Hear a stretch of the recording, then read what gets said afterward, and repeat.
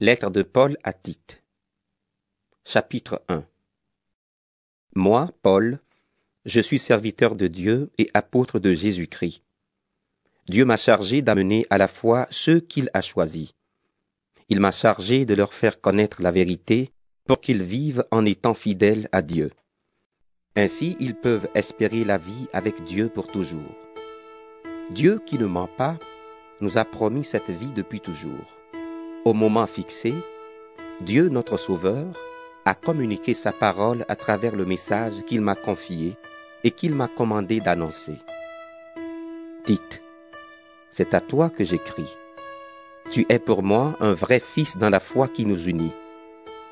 Que Dieu le Père et le Christ Jésus, notre Sauveur, te bénissent et te donnent la paix. Je t'ai laissé dans l'île de Crète pour que tu finisses de tout organiser. Dans chaque ville, tu dois nommer des anciens comme je te l'ai commandé. Un ancien doit mener une vie correcte. Il doit s'être marié une seule fois. Ses enfants doivent être chrétiens et on ne doit pas pouvoir les accuser de se conduire mal ou de désobéir. Le principal responsable de l'Église est chargé des affaires de Dieu. Il doit donc mener une vie correcte. Qu'il ne soit pas orgueilleux, ni coléreux, ni buveur, ni violent. Qu'il ne cherche pas à gagner de l'argent de façon malhonnête. Il doit bien recevoir les gens qui viennent chez lui et aimer ce qui est bien. Il doit être raisonnable, juste, saint, maître de lui. Il doit être solidement attaché à la parole vraie qui est en accord avec ce qui est enseigné. Alors, il sera capable d'encourager les autres en leur donnant un enseignement juste. Il pourra montrer l'erreur de ceux qui sont contre son enseignement. Oui, il y a beaucoup de gens qui n'obéissent pas, surtout parmi les Juifs devenus chrétiens. Ils trompent les gens avec leurs paroles qui ne veulent rien dire. Il faut leur fermer la bouche. En effet, ils bouleversent des familles entières. Ils enseignent ce qu'il ne faut pas pour gagner de l'argent de façon malhonnête. C'est un Crétois lui-même, un de leurs sages, qui a dit « Les Crétois ont toujours été des menteurs, des bêtes méchantes, des paresseux qui ne pensent qu'à leur ventre. Et ce qu'ils affirment est vrai. C'est pourquoi fais-leur des reproches sévères pour qu'ils croient de façon juste. Ils ne doivent pas faire attention aux histoires juives qui sont fausses. Ils ne doivent pas obéir aux commandements des gens qui tournent le dos à la vérité. Tout est pur pour ceux qui sont purs. Mais pour ceux qui se sont salis et qui refusent de croire, rien n'est pur. Leur intelligence et leur conscience sont salies.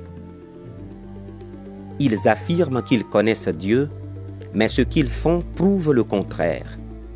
Ils sont vraiment pourris. Ils n'obéissent à personne et ils sont incapables de faire quelque chose de bien.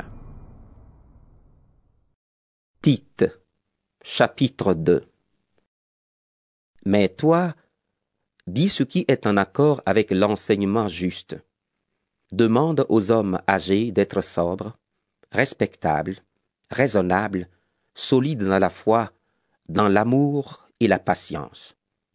De même, demande aux femmes âgées de mener une vie qui plaît à Dieu.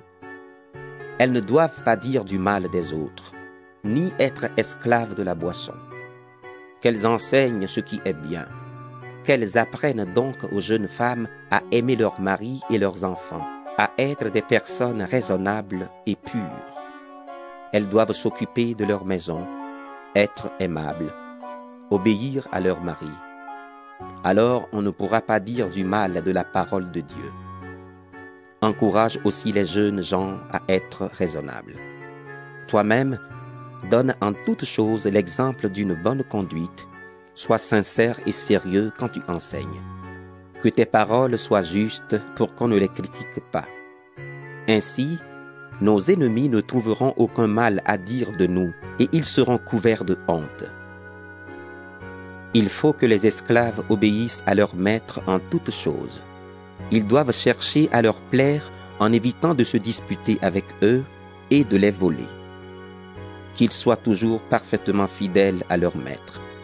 Alors, en toutes choses, ils feront honneur à l'enseignement de Dieu, notre Sauveur. Oui, Dieu a montré son amour qui sauve tous les êtres humains. Cet amour nous apprend à rejeter ce qui est mauvais et les désirs de ce monde. Ainsi, nous pourrons mener sur cette terre une vie raisonnable, juste et fidèle à Dieu, en attendant le merveilleux jour que nous espérons. Ce jour-là, notre grand Dieu et Sauveur Jésus-Christ paraîtra dans sa gloire. Il a donné sa vie pour nous, afin de nous libérer de tout mal. Il a voulu faire de nous un peuple pur, un peuple qui soit à lui, toujours prêt à faire le bien. Voilà ce que tu dois dire avec toute ton autorité pour encourager ou pour faire des reproches. Ne laisse personne te mépriser. Tite, chapitre 3. Rappelle à tous qu'ils doivent être soumis aux chefs et aux autorités. Il faut qu'ils obéissent et soient prêts à faire tout ce qui est bien, qu'ils n'insultent personne et qu'ils évitent les disputes, qu'ils soient bons et montrent sans cesse de la douceur envers tous.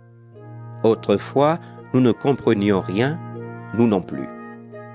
Nous refusions d'obéir, nous étions dans l'erreur, esclaves de toutes sortes de désirs et de plaisirs. Nous menions une vie mauvaise, nous étions jaloux. On nous détestait et nous nous détestions les uns les autres. Mais Dieu, notre Sauveur, a montré sa bonté et son amour pour les êtres humains. Et il nous a sauvés, non pas à cause des actions justes que nous avons pu faire, mais parce qu'il a eu pitié de nous. Il nous a sauvés par le bain de la nouvelle naissance et par l'Esprit Saint qui nous donne une vie nouvelle. Cet Esprit Saint, Dieu l'a répandu généreusement sur nous par Jésus-Christ notre Sauveur. Ainsi, puisque Dieu, dans son amour, nous rend justes, nous pourrons recevoir sa vie pour toujours, comme nous l'espérons. Voilà une parole sûre, et je veux que tu insistes beaucoup là-dessus. Alors tous ceux qui croient en Dieu s'appliqueront à faire le bien parfaitement. Ceci est bon et utile à tous. Mais évite les recherches qui n'ont pas de sens, les listes des ancêtres, les disputes et les discussions sur la loi de Moïse. Tout cela est inutile et ne vaut rien. Celui qui divise la communauté, donne-lui un avertissement, puis un deuxième. Ensuite, écarte-le. Tu le sais, une personne de ce genre est sur un mauvais chemin. En continuant à pécher, elle se condamne elle-même. Je vais t'envoyer Artémas ou Tychique. Quand ils seront arrivés, tâche de venir me retrouver à Nicopolis. C'est là que j'ai décidé de passer la mauvaise saison. Occupe-toi bien du voyage de Zénas l'avocat et d'Apollos pour qu'il ne manque de rien. Nos frères et sœurs chrétiens aussi doivent apprendre à faire le bien parfaitement. Ainsi, ils pourront répondre aux besoins urgents et ils serviront à quelque chose. Tous ceux qui sont avec moi te saluent. Salue nos amis qui ont la même foi que nous. Que Dieu vous bénisse tous.